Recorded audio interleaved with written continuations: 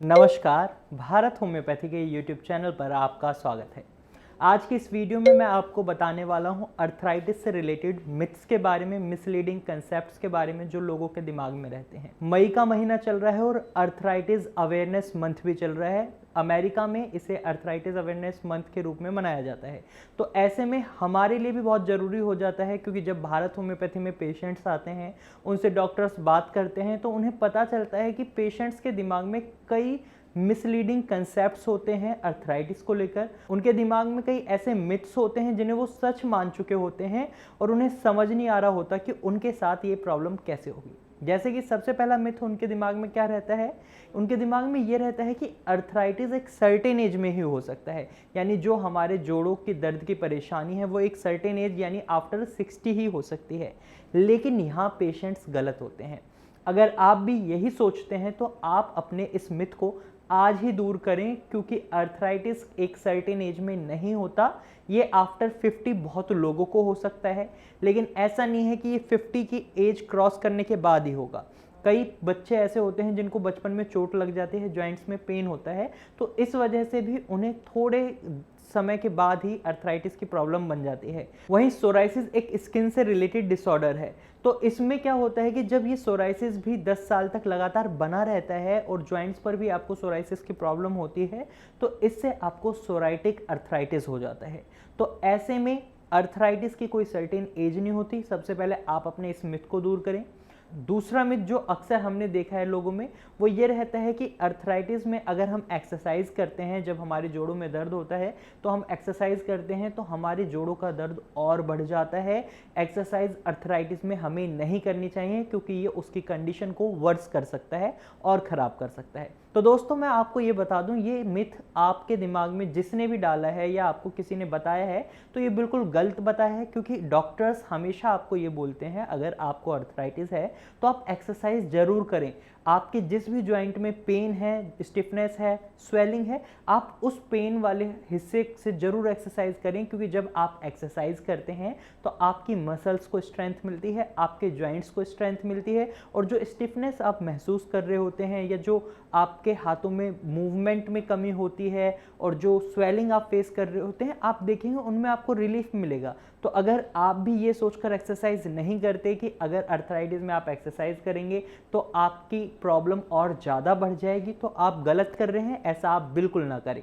तीसरा मिथ जो लोगों में अक्सर देखा जाता है वो ये होता है कि अगर उनके जोड़ों में दर्द होता है तो वो उसे गठिया यानी अर्थराइटिस मान लेते हैं। उन्हें लगता है कि जो भी पॉइंट हमारे जोड़ों में दर्द हो रहा है वो अर्थराइटिस ही है, लेकिन ऐसा नहीं होता। कई बार ये अर्थराइटिस नहीं होता, कुछ और भी डिजीज हो सकते हैं। तो इसलिए खुद डॉक्टर कभी ना बने। आप अर्थराइटिस समझकर इसका क्योर ना कराएं तो ये आपके लिए गलत हो सकता है। ये गाउट हो सकता है, ये बर्साइटिस हो सकता है, ये ल्यूपस हो सकता है और टेंडेमाइटिस भी हो सकता है। तो अलग अलग तरह की कई बीमारियां हैं जिन्हें आप नहीं समझते, डॉक्टर अच्छे से समझते हैं।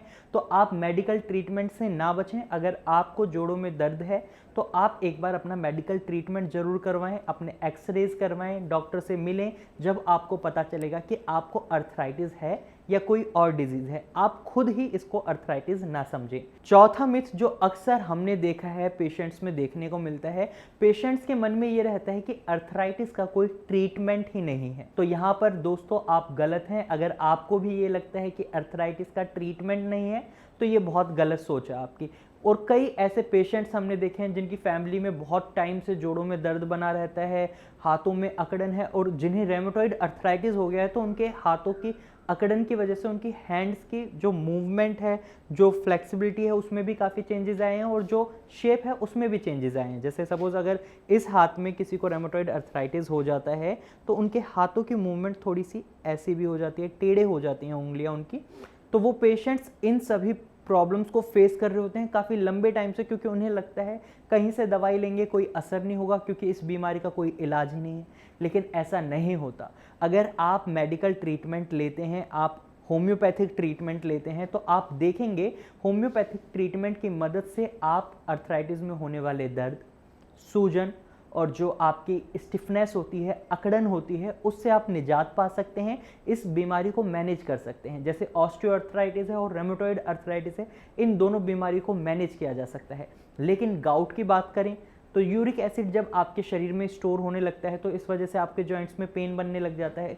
तो आप मेडिकल ट्रीटमेंट की मदद से उसे ठीक भी कर सकते हैं। अगर आपकी बॉडी में यूरिक एसिड लेवल नॉर्मल आ जाते हैं तो आपको जॉइंट में जो पेन की प्रॉब्लम लगातार बनी हुई है वो ख़त्म हो सकती है। तो आपको ये समझना होगा कि अर्थराइटिस का ट्रीटमेंट भी अवेलेबल है। आप ये कभी ना समझें कि अर्थराइटिस ठीक नहीं हो सकता।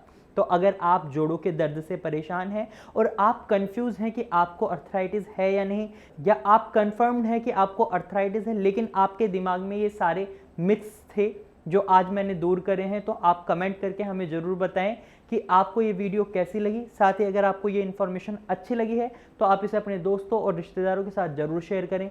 साथ ही अगर आप अर्थराइटिस के पेशेंट हैं तो मेडिकल ट्रीटमेंट ज़रूर लें, चाहे आप आयुर्वेदिक ट्रीटमेंट लें या होम्योपैथिक ट्रीटमेंट लें या इवन आप एलोपैथिक ट्रीटमेंट लें।